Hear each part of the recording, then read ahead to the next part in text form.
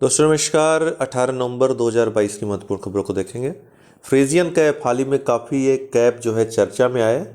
दो कैप हैं, एक है ओलंपिक के लिए, एक पैरालंपिक के लिए। पैरालंपिक वाला जो कैप है, जो लाल टोपी है, उसका एक पैर जो है वो कृत्रिम पैर लगा हुआ है, जो पैरालंपिक खेलों को द्योतक उसको जो है चिन्हित करता है। तो पुरातन फ्रांसीसी सभ्यता का प्रतीक लाल टोपियां हैं, फ्रीजियन कैप। 2024 में पेरिस में जो ओलंपिक और पैरालंपिक आयोजित होने वाले हैं, उनके शुभंकर इनको घोषित किया गया है। होमर, ये देखिए कैम्ब्रिज डिक्शनरी में इस वर्ष 2022 में सबसे ज़्यादा खोजा जाने वाला शब्द है। तो 2022 के लिए वर्ड ऑफ ईयर इसको घोषित किया गया कैम्ब्रिज डिक्शनरी के द्वारा। होमर है क्या? तो बेसबॉल में होम रन एक शब्द है, उससे ये संबंधित है। होमर इसका नाम है। सी स्वार्ड 2, ये एंटी टेररिज्म, एंटी नार्कोटिक्स, जो नार्कोटिक्स दवाएं हैं, नशीली दवाएं हैं, उनके खिलाफ एक ऑपरेशन है।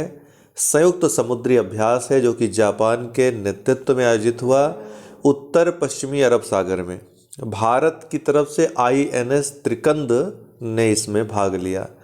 भारतीय सौर ऊर्जा निगम COP27 के कारण ये निगम जो है चर्चा में आया। 2011 ये सौर ऊर्जा के अगर क्षेत्र में देखें तो वो भारत का नेतृत्व कर रहा है COP27 में। 2011 में इस निगम की स्थापना हुई थी, जो कि बहुत महत्वपूर्ण है आपकी परीक्षा की दृष्टि से। नवीन व नवीकरणीय ऊर्जा मंत्रालय के अंडर में ये आता है, न कि पर्यावरण मंत्रालय के अंदर में। सबसे महत्वपूर्ण बात यही रहती है, जो स्टेटमेंट आता है तो गलत हो जाता है, याद रखिएगा। मुद्रा निगरानी सूची, अभी हाल ही में USA ने भारत सहित इटली, मैक्सिको, थाईलैंड और वियतनाम को अपनी मुद्रा निगरानी सूची से हटा दिया। निगरानी किसी चीज़ की कब की जाती है? जब ये खतरा हो कि अगर इसकी निगरानी न की जाए तो कुछ न कुछ नुकसान पहुंचा देगा। तो ठीक उसी तरह मुद्रा निगरानी सूची में जो शामिल देश होते हैं, वो इस बात का द्योतक होते हैं कुछ न कुछ ये गड़बड़ कर सकते हैं, इनके ऊपर जो है नज़र रखो। तो अभी जो है ये नज़र रखने वाली जो श्रेणी थी, उससे हटा दिया गया है मुद्रा निगरानी सूची से भारत को, और इसके साथ ही इटली, मैक्सिको, थाईलैंड और वियतनाम को भी हटा दिया गया है। नियम यह है कि जिसको मुद्रा निगरानी सूची में अमेरिका रखता है, उसको 2 वर्ष तक एक बार घोषित किए जाने पर, एक बार डाल दिया तो 2 वर्ष तक वहाँ के कानून के अनुसार रहना पड़ता है। तो 2 वर्ष पूरा भी हो गया था भारत को रहते हुए, तो इसलिए भी हो सकता है इसके पहले भी हटा सकता था, लेकिन अभी जाकर के वो चीज़ पूरी हुई जो कानून की डिमांड थी। 3 आधारों पर बारीक निगरानी की जाती है, ध्यान रखिएगा। व्यापार अधिशेष अमेरिका के साथ कैसा है, चालू खाता अधिशेष क्या है, मुद्रा बाजार में हस्तक्षेप किस तरीके से ये राष्ट्र कर रहे हैं। इन तीनों आधारों पर, इन तीनों मापदंडों पर निगरानी की जाती है।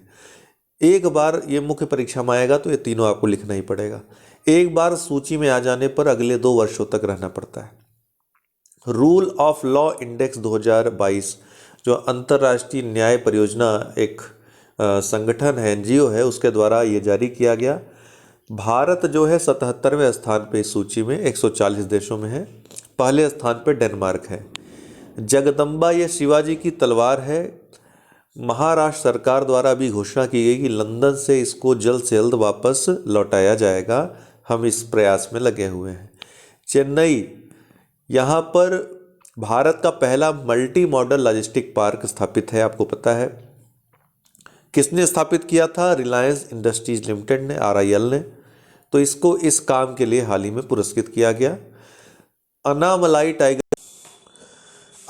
टाइगर रिजर्व ये तमिलनाडु में स्थित है। हाथी दत्तक ग्रहण योजना यहाँ पे शुरू की गई, इसलिए ये चर्चा में आया। ध्यान रखिएगा, मैंग्रोव अलायंस फॉर क्लाइमेट, ये COP27 के दौरान स्थापित किया गया। इंडोनेशिया और UAE के द्वारा ये संयुक्त पहल ये शुरू की गई। COP27 मिस्र में शर्म अल शेख में, भारत भी इसमें शामिल हो गया। तो ये याद रखिएगा। देखिए 100 से अधिक पहलों की शुरुआत COP27 में हुई शर्म अल शेख में। उसमें सारे महत्वपूर्ण नहीं है, भारत की दृष्टि से जो जो संस्थाएं महत्वपूर्ण, इसमें भारत शामिल हुआ है, उनके बारे में हम चर्चा करेंगे। ठीक है, और किन किन संस्थाओं का प्रमुख या किन किन पहलों की शुरुआत COP27 में हुई है, इस पर थोड़ा सा हम चर्चा करेंगे अलग एक वीडियो में। ठीक है, तो अभी तक UAE, Indonesia, Bharat, Sri Lanka, Australia, Japan तथा स्पेन इसमें शामिल हो चुके हैं। Mars methane alert and response system COP27 के दौरान इसको शर्म एल शेख में इसे भी लॉन्च किया गया। Goa global offshore wind alliance, ये हालांकि COP27 के दौरान स्थापित नहीं हुआ, चर्चा में इसलिए आया है अभी क्योंकि COP27 के दौरान इसमें 9 नए देश शामिल हो गए हैं। तमिलनाडु, यहाँ पर कावेरी दक्षिण वन्य अभ्यारण्य, जो कि कावेरी वन्य अभ्यारण्य का एक पार्ट है, इसको अलग करके 17वां वन्य जीव अभ्यारण्य इसको घोषित किया गया है तमिलनाडु में। No money for terror conference, ये क्या है, इसका तीसरा संस्करण गृह मंत्रालय भारत सरकार की मेजबानी में हाल ही में भारत में आयोजित हुआ। पहला जो है 2018 में पेरिस में आयोजित हुआ था, दूसरा 2019 में मेलबर्न में आयोजित हुआ था, तीसरा भारत में आयोजित हुआ है। 75 से अधिक देशों ने इसमें भाग लिया। गोवा, जिसके बारे में भी हमने देखा, ग्लोबल ऑफशोर विंड अलायंस, इसकी स्थापना सितंबर 2022 में अंतर्राष्ट्रीय अक्षय ऊर्जा एजेंसी IRENA और डेनमार्क और ग्लोबल विंड एनर्जी काउंसिल, इन तीनों ने मिलकर की थी IRENA के नेतृत्व में। 2009 में अगर देखा जाए IRENA की स्थापना हुई थी बान, जर्मनी में। मुख्यालय कहाँ है IRENA का, तो यह है अबू धाबी, संयुक्त अरब अमीरात में इसका मुख्यालय है। स्थापित हुआ बान, जर्मनी में 2009 में। मुख्यालय कहाँ है, UAE, अबू धाबी में। ठीक, तो भारत भी इसका 77वां संस्थापक सदस्य है IRENA का। बाकी गोवा के बारे में हमने ऊपर पढ़ा ही। तो आज के लिए इतना ही, बहुत बहुत धन्यवाद।